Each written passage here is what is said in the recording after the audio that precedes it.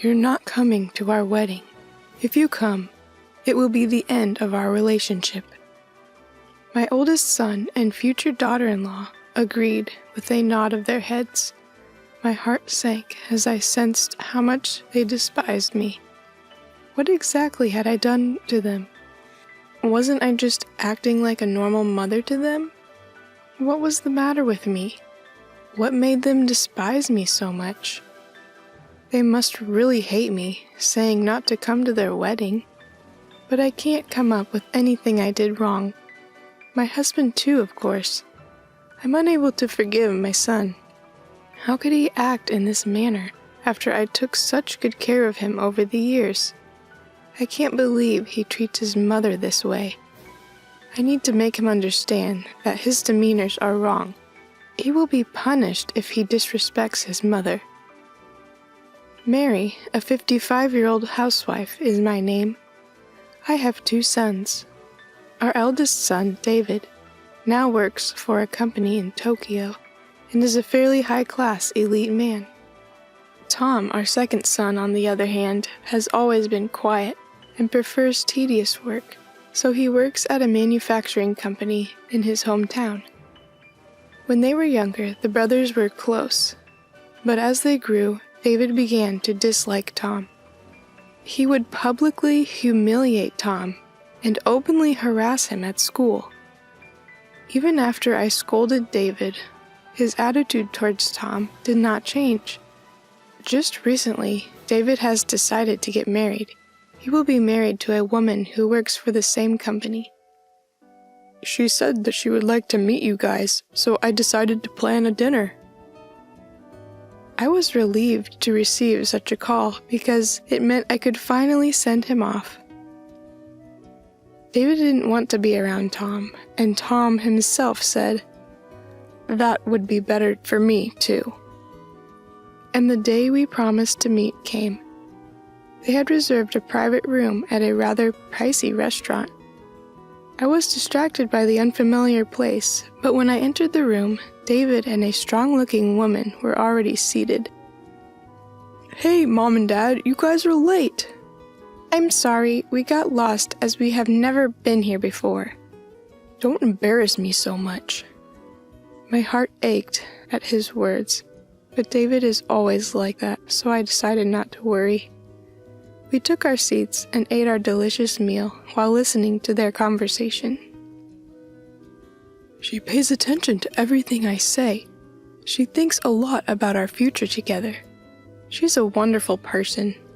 If I had someone like her by my side much earlier, I would have succeeded in much more things. She is a perfectionist who excels at everything she does. She is so different from you guys, Mom and Dad." David was happily talking about his fiancée. Cheerfully, she was telling him to stop. David appeared to be obsessed with her, and when he speaks, all he can do is praise her or himself. When I asked him about how they met, he said, "You should know how good she is instead of such a boring story like that." Even though we had only met, I felt like he was trying to make her look good to us as much as possible, which made me very uncomfortable. My husband was also uneasy, and I was relieved that I had not brought Tom with us. "I can say this again and again, but she is different from you guys. Please don't be mean to her after we get married. Give her some respect." "I don't need you to tell me that, because I wouldn't do that." "Ha, let's see. You guys have prioritized Tom over me my whole life. With that in mind, I can't trust that you guys wouldn't do anything to her." David's words stopped me in my tracks. He is saying whatever he wants, and we were worried about Tom because David harassed him so much. Tom has been troubled by David's harassment since he was a child, and it is natural for a person to try to alleviate their child's stress. When I asked David why, he simply stated, "Because I didn't like Tom." So I couldn't ever solve the problem. I didn't know David would take that situation as us loving Tom more than him. However, I did not want to make a scene. so I couldn't object to David's words. The tense dinner concluded without incident, but I knew that all the issues hadn't been resolved. "Aren't you guys getting old? Don't worry, we'll take care of you too." David had made the decision on his own that he would live with us after their marriage. He appeared to have obtained the consent from his fiancée. She was saying, "You have another son who will not be dependent forever, don't you? I must take care of him." I felt really uneasy about that. Tom does live with us, but he does so because he actively cares for us, not because he is spoiled by us. David and his family, on the other hand, moved into our house without our permission, took over our room, and began acting as if they were the owners. "Why don't you go weed the garden, Tom?" "Sorry, but I have to leave for work." "You don't have a job. Go ahead and do it yourself." "What? You're so arrogant." David's persistent nudging of Tom has gotten stronger. I was amused to see Tom approach the situation with more maturity. But things were not that simple. David and his family were attempting to force Tom and us out of the house without telling us. It was late at night after my husband and Tom had both gone to bed. I was thirsty and went to get some water. The living room light was turned on. "Hey, when will this house be ours?" "Just a little more time. We need concrete plans, so there is no interruptions. I want to renovate the house after we get rid of the others. This house looks old." David chuckles at her words. I agree. "I can't believe it. I can't believe they are thinking about doing this. I told my husband and Tom right away. It would be a disaster if we did not act immediately." Tom spoke up while my husband and I were unsure what to do. "Mom, I'll take care of it. I have a strategy." Tom's words were comforting, but the plan he had given me demanded patience more than anything else. However, if Tom's way works, David and his fiancée will be out of here for good. That is why my husband and I agreed to follow Tom's plan. There were many issues, but life went on as usual, and David and his fiancée's wedding date was set. They decided to have their wedding at a very nice nearby wedding hall. We thought having it here in the countryside would not be so great, but the location we saw was quite nice. It's a little pricey, but with the money we're making, it's doable. I was annoyed to see David smile at me, but I kept my mouth shut. David continued to poke at Tom, but thanks to Tom's mature demeanor, it didn't appear to be too painful. The couple waved me over when the wedding date was set. When I went to see them with my husband and Tom, we were told something outrageous. "Please, don't come to our wedding. Our relationship will end if you come." The words astounded me. I eventually regained my composure and asked David, "Are you sure? Why so suddenly?" "I'm terrified of you guys. I don't want these people at my wedding." It was impossible not to feel angry when she fake cried in response to my question. "I'm telling you again, if you come, our relationship is done. Isn't that how you want it anyways? Aren't I your horrible son? Unlike my younger brother who can't do anything wrong." David pointed at Tom. Tom appeared to be at loss for words. I finally lost patience when I heard him saying that. "That's it, David. You've been bullying Tom all this time. Why are you acting this way? You guys are siblings. Stop treating him that way." David and his wife turned their attention to me as I said this. "You can't say anything about me. You were deceived by Tom's fake acts and spoiled him. You have always treated me so differently. That's because you bully your little brother. Isn't that just an excuse? You couldn't help yourself because Tom was so cute." "That is not true." David refused to speak to me, despite my repeated assurances that I did not favor Tom. Why is he not listening to me? First and foremost, it became like this because of his own actions. Why doesn't he try to think about any of it? David is my son, even if he's a jerk. I felt obligated to look after him. However, this is no longer the case. I made the decision to abandon my son at this point. Okay, then I'm not going to the wedding. I stated that I was no longer concerned. Tom and my husband both gave me wide eyes, but David and the others seemed content.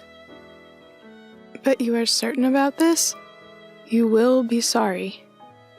No, we will not be sorry. The best weddings are those with no distractions. They were cheering. Our hearts, on the other hand, were sad.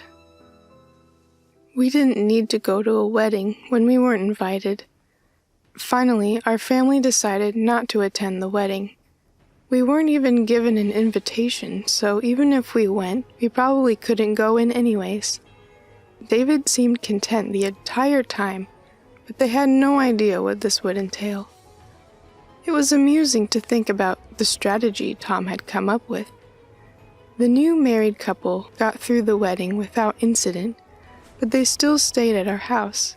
They recently changed jobs to be closer to the house, so they were busy packing some things and moving to the new office. They returned home from work on the first day after transferring offices. When they came home, they called Tom in a panic. "Tom, what's going on?" They questioned Tom. When I asked them what had happened, they told me briefly. On their first day at work, as they were being shown around the company, they saw Tom, who was not supposed to be there. When the boss, who was showing them around, and spotted Tom, he bowed and said, "Thank you for all your help." He told them that Tom was the president of one of the company's clients. The couple, who had thought Tom was just a factory worker, could not hide their surprise at his words. In fact, Tom had been working diligently at the factory since he started working there. His hard work had been recognized by the president who ran the factory. Tom's unique ideas were indispensable for running the factory, and Tom had been admired by those around him ever since he started working there. Thanks to him, the factory began to improve its performance. Before long, it had become a factory that many companies were relying on. But then the president fell ill. Tom was worried about the president and always went to visit him on his days off. Seeing Tom's dedication to the factory and to others, the president appointed him as the next president. Tom was humbled at the time, saying, "I can't do that." But the president's determination was not easily swayed. With the support and encouragement of those around him, Tom successfully rose to the position of president. The factory's performance grew even more after that. Tom had always been well-liked, was highly trusted by his employees, and it seemed that he had good sense as a president. The factory has now grown into one that is relied upon by companies all over Japan. Tom's face is known even by large companies in Tokyo. Today, Tom was visiting the company to have a discussion with the client. That was all. However, the couple who did not think Tom was in such a good position were not happy that he was treated in such a way. "Of course, you cheated. You've always been like that." David grabbed Tom. "If you had told us, we wouldn't have behaved like that. Why didn't you tell us?" David's wife broke down in tears on the spot. What an ironic situation. "I made it to the top by my abilities, that's all. So why are you so angry?" Tom said this with a nonchalant expression on his face. David's anger seemed to be aroused by this expression, and he began to yell at him. "Don't act like that to me!" But Tom spoke calmly to David. "I want you to listen to something else. I think it's the most important thing for you." Somehow we were able to quiet David and his wife, and got them to sit down. Tom, who had gone to his room to get something, came back and began to tell us the story. First of all, look at this. Tom then laid out several photographs on the table. In them were David's wife and a man dressed in a fancy outfit. To put it bluntly, they were pictures of the scene of David's wife having a love affair. David looked at it and started shouting, "This is fake!"